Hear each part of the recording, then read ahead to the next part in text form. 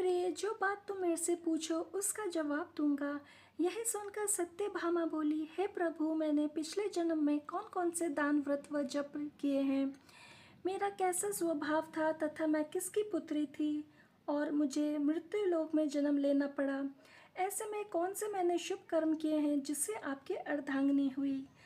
आपने अपने साथ गरुड़ पर सवार होकर मुझे इंद्र आदि देवताओं के स्थान में फिराते हो। तब श्री कृष्ण बोले, हे प्रिय, तू ध्यान लगाकर सुन।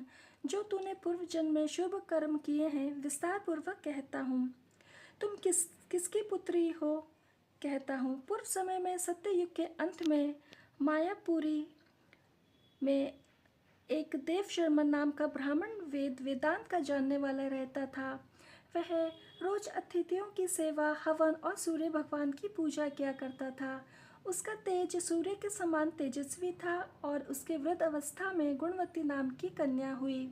उसका विवाह उस पुत्रहीन ब्राह्मण ने चंद्र नाम के अपने शिष्य के साथ कर दिया। चंद्र को अपने पुत्र के समान मानता तथा चंद्र भी उसे अपने पिता के समान मानता था। एक दिन वे दोनों कुश और समिधा लेने के लिए वन में गए। हिमालय की तलहटी में भ्रमण करते हुए उन्होंने एक राक्षस को आते हुए देखा।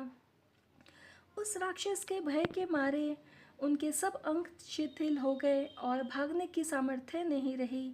तब उस काल के सदृश राक्षस ने उन दोनों को मार डाला। उनके धर्मात्मा होने के कारण मेरे पार्षद उनको मेरे पास बैकुंठ ले आए। क्योंकि उन्होंने आजीवन सूर्य भगवान की पूजा की थी, उस कारण से मैंने दोनों पर अति प्रसन्न होकर शिव, सूर्य, गणेश जी, देवी, इन सब देवताओं की पूजा करने वाले सब स्वर्ग को प्राप्त होते हैं। मैं एक होता हुए भी काल और कर्मों के भेद से 5 प्रकार का होता हूँ। जैसे एक देवदत्त, पिता, भ्राता आदि नामों से बोला जाता है।